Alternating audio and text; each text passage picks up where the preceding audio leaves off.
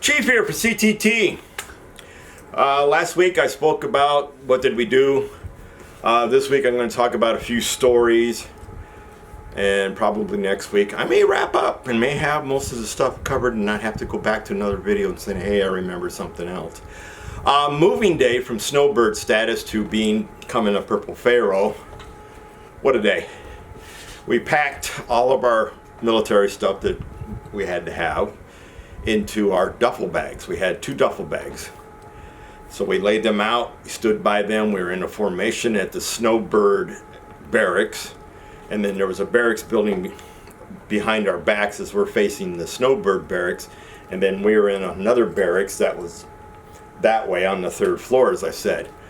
So I think we were given our room assignments and given the instructions: take one bag only. Couldn't put it on your back, even though duffel bag's got 2 straps. Nope, got to hand carry it. You got to go up the outside stairwell, the fire exit, carrying your bag and maintaining 3 points of contact. I know I'm overanalyzing it. You never have 3 points of contact at the same time, only when you stop. Chief, you're overanalyzing it. That's just me. So, and then this is also a day when all the TAC officers are there, because of course you've got to recognize each and every TAC officer. So, hey, it's me, candidate so-and-so, greeting of the day, and drive on. So I got my first bag up to my room. I think we had to go down the middle stairwell to get out, walk along the street where we formed it for PT, and then get to our bag on the other side of the other building. So while I'm going across to get my other bag, there's our stands officer. We had a standards officer. He was the one that was in charge of making sure that everybody followed the walk guide, and then he was the one that would make adjustments to, but of course he could not detract from, because like any other military FM field manual or AR, you cannot subtract from, but you can alter it a little bit. But that's what the stands officer was for. Standards officer. But he was on the back side. I think he was doing leg lifts, or maybe he was doing sit-ups over his duffel bag. And the warrant officer that I knew from Hawaii was over him and said, "Do I have feathers on my head?" So obviously he got called a chief. Never heard that anywhere else in my military career of anybody saying, "Or do you see feathers on my head?" But they were TAC officers, not warrant officers here. So I got my second bag, got up to the room, so did everybody else. Well, they came through, inspected everybody. We were all standing by our desk, I believe, with our duffel bags at our feet. Oh, let's redo the rooms. So they reassigned the rooms. And once again, but this was an inside carry, but we could go counterclockwise. So you would take one bag, move counterclockwise, find your new room, put your bag in there, and then counterclockwise all the way back down the hallway and come all the way back to one room. And then if your room was back that way, you had to walk all the way down the far end of the hallway and all the way back and get to your room. I don't remember where my first room was. And like I said last week, I'm surprised we didn't move every day while we were under our punishment. So that was a fun day, and we never moved again. And then we got to start marking stuff, and we had to use medical tape. And none of us really realized it. Maybe a few of us did, but some of us, when you measure tape, you're stretching it a little bit. And then, of course, after 6 weeks of being up on a wall locker, it shrinks down to its previous size. So I can't remember how long our name tapes had to be. So I'm going to talk about my phase inspection. I almost failed. I failed mostly little dings here and there like everybody else. Nobody got like 0 score. I mean, they were finding stuff wrong. And my only saving grace was, as I said before, I had that bow in the floor of my wall locker. And in the far right or left-hand corner of my wall locker, my tube, the sleeping mat that we use for PT for sit-ups, had to sit upright in the far left corner, I do believe. And of course, with my wall locker being bowed, it fell forward, but at the bottom was where it's supposed to be. So when the 2 TAC officers came to my room to do my phase inspection. They dinged me on that, and I'm like, hi, it's me, candidate so-and-so, greeting of the day, my wall locker floor is bowed. And the stands officer was with them, my fellow classmate. So he looks in the wall locker, they look in the wall locker. Hello, Snickers, he's down below. And, we'll take that ding back. That was my saving ding, because if that had not happened, I would have failed. Because, like I said, we marked stuff with the tape, and my name tape on the outside of my wall locker was the one that shrunk the most, because I stuck it up, never adjusted it again, never measured it again. And the funny part is, when I put what I was using for measurement, and the 2 TAC officers put up what they were using for measurement, out of the 3 tape measures, no 2 were exact. And I'm like, amazed. A tape measure should be the same regardless of who makes it, where it's made. An inch is an inch is an inch. And a quarter of an inch is a quarter of an inch. But like I said, 3 tape measures up there, no 2 were the exact same in scale. I don't know if I got that ding back or not. Because when they slapped one up, I slapped mine up, and I think the other TAC officer slapped his up, and we all looked at it, and we're all like, they're only off like about 1/8 of an inch, but still it's like... But I almost failed, and that would have just meant I would have been phased back into the next class and would have graduated on another 2 weeks later. So as I'm walking down the middle stairwell to go turn in my phase inspection, one of the TAC officers that sort of liked me, let me see your scorecard. And, I think it was the senior TAC, the one that was when you were senior status. He was the one that was preparing us to become so-called warrant officers, telling us how to behave, and, he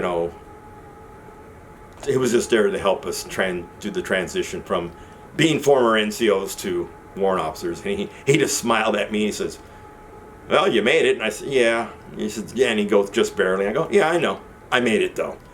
Because with all those discrepancies that we had, we were daily writing a memorandum for record. And if anybody knows what a memorandum for record is, it's just basically a memo that you have to have a heading and the date on it and a subject line. And then paragraph 1 is like the problem or maybe your question. And then paragraph 2 is the analysis and the correction to your problem. And then the third block is generally just like the signature below is the one responsible for this memo. It's it's been a long time since I've looked at a memo and done a memo, but we had to handwrite these on notebook paper, and we could not have just a signature block on the second page. So therefore you had to stretch your words a little bit, put more spaces in between them, so you could have more, maybe 1 or 2 sentences on the second page. And this is what we did on a nightly basis, because we always had a discrepancy. I don't think anybody really had more than 1 or 2 at any given time, because the TAC officers also got to read these, because if they find mistakes, we can only have one misspelling with a line through it. If you did another misspelling, you had to start all over again, handwritten. And they would put a big red pen, they'd put a whoosh line across the upper corner and redo exclamation point. And then you would find that the next day from the previous day one. I can say, as far as I know, I'm the only candidate in my class that did not have a redo. My roommates had about 1 or 2 a week. I did not have a single one. They didn't really notice that to say, hey, Skolton's not getting any redos. And so, yeah, and I made the mistake of telling somebody that, but it was after phase inspection. Because after phase inspection, yes, we had to maintain our display, but there really wasn't the memo writing anymore, so to speak. I don't remember writing memos after that phase. Now, we did lose, I think, a handful of individuals. One of them that I would go to my first duty assignment with, and when I spoke to him later, he was upset because here I have the stands officer in my room and I failed, but he passed. Well, your display is your responsibility. You don't want somebody else fiddling with it, because then you can't blame them when you fail.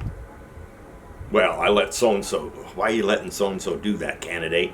So, I mean, I was upset with him for being upset that, you know, here he had the stands officer in his room and he still failed, but he still graduated with the class behind us and caught up to us anyway.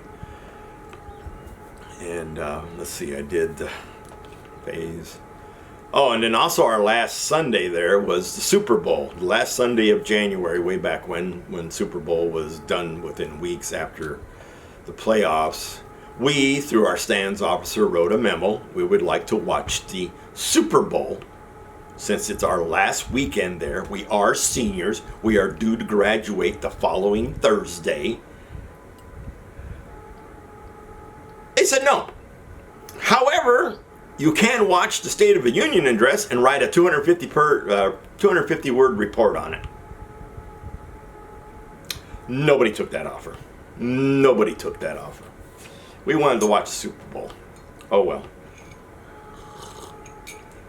Maybe we could if we weren't that class. I was digging through my jewelry, so to speak, and since I went through when all the stuff was pin-on, the blackened WOC is what we wore the first 4 weeks, and then as I said, there's always a senior class at the Warrant School. We had to rush home from lunch and run upstairs and get our shiny stuff, as you see underneath my finger, or above my finger, so we could become seniors. We wore the shiny stuff as seniors, and then the other two things that you see there is the USA, or US, and the dagger through the rose, which is for military intelligence. Maybe I ought to do a history of that. I don't know if a lot of people know the history of what the MI symbol actually means, because it dates back all the way to the English, and I think the War of the Roses, if I'm not mistaken. I'll have to look that up and maybe give a history on that. But that's what we wore. So now this pin-on is very rare and hard to find because everything else now is Velcro. So I was still wearing the battle dress uniform, the BDUs, when I went through the Warrant School, so that's why I have these. And then after we graduated, we went to the pin-on Warrant Officer rank. I got one blackened one here for pin-on, and then I got a bunch of shinies that I never wore because we wore the shinies on our dress uniform because we were the Warrant Officer Corps, which no longer exists because we got disbanded and I joined the Military Intelligence Corps later on, and that was mostly due to rotor heads.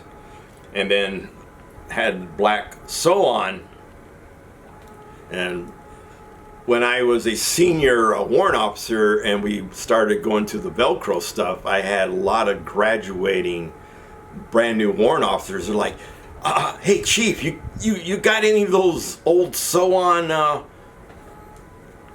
Warrant Officer Corps Eagles? And I passed out a few. I only got 4 left here, so I got rid of some. I was nice. That's it for this week. I don't think I have very much more to talk about. Yes, I do. I got to talk about how John Boy almost got me in trouble when we had to go out to the obstacles course, and I was kicked in the jaw by a fellow warrant officer, helping him up a obstacle, and we'll talk about that next week. So obstacle course next week and a few other things. So this Chief out. I'm really amazed what's going on over in Ukraine. I'm glad that they are so-called winning, and I've been watching everything about it, and hopefully Zelensky stays on his side of the border, because if he crosses the border even briefly, he's going to have the full Russian army on him. But remember, freedom is not free. Ukraine is greatly proving that fact. Unfortunately, like I said, there's more civilian deaths than there is military deaths, which is a crock of you-know-what. So this is Chief out. Thank a vet, kiss a vet, take a vet out to dinner. Snickers got in my lap once again. Say goodbye to everybody, Snickers. Yeah, he's purring like crazy right now. So, Chief out.